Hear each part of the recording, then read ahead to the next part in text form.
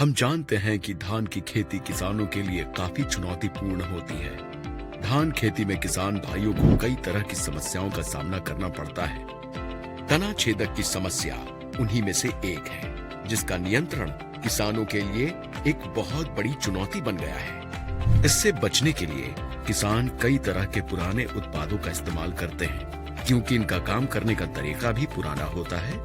ये कीट पर उतने असरदार नहीं होते हैं।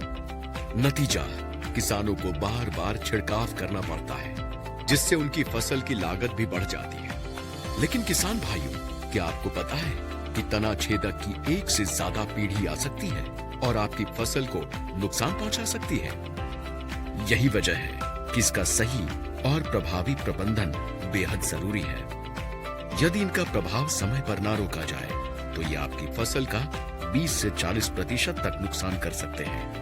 तना छेदक से बचने के लिए सही प्रबंधन करना आवश्यक है, ताकि इन कीटों के प्रकोप से पहले ही इनका नियंत्रण किया जा सके। जिसके लिए ये जानना जरूरी है कि ये कीट आपकी फसल को किस तरह से नुकसान पहुंचाते हैं। तना छेदक का जीवन चक्र कुछ इस प्रकार है।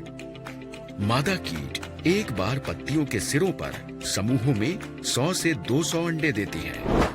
अंडे से निकले लार्वा 3 से 4 दिनों तक पत्तों को खाते हैं। इसके बाद ये पानी के माध्यम से फसल के तने तक पहुंचते हैं और तने में छेद कर अंदर प्रवेश करते हैं। इसके बाद लार्वा तने को अंदर से खाने लगता है।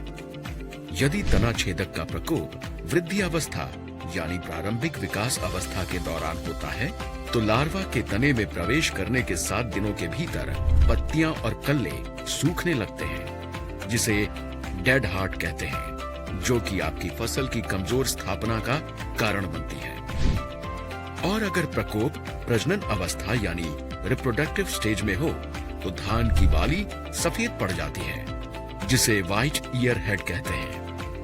एक बार जब ये कीट तने के अंदर चला जाए, तो इसका प्रबंधन करना मुश्किल हो जाता है। इसलिए तना छेदक के जीवन चक्र को समझना और सही समय पर सही विकल्प चुनना पूर्ण नियंत्रण के लिए आवश्यक है।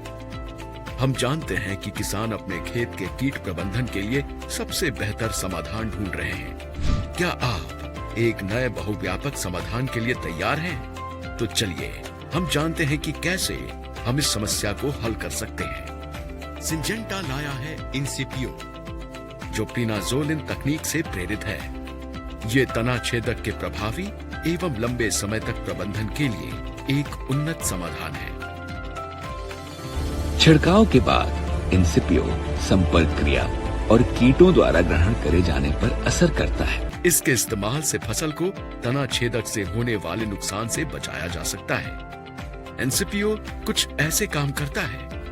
छिड़काव के बाद इनसिपियो पत्तों पर रहकर उन्हें लंबे समय तक सुरक्षित रखता है। प्रीनाजोलिन टेक्नोलॉजी के अनोखे तरीके से ये सुंडी कीट के पैरों से भी अवशोषित होता है। इनसिपियो नए बाइंडिंग साइट पर काम करता है, जिससे कीट पर बहुत अच्छा नियंत्रण मिलता है। ये वयस्क कीट को भी नियंत्रित करता है।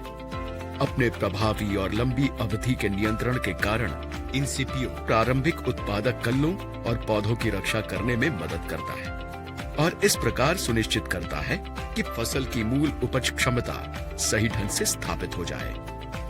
इनसिपियो तना छेदक और पत्ती मोड़क पर श्रेष्ठ और लंबी अवधि का नियंत्रण प्रदान करता है, यहाँ तक कि उन पर भी जो अन्य कीटनाशकों के प्रति प्रतिरोधी हैं। इस प्रकार फसल सुरक्षा में नए मानक स्थापित करता है।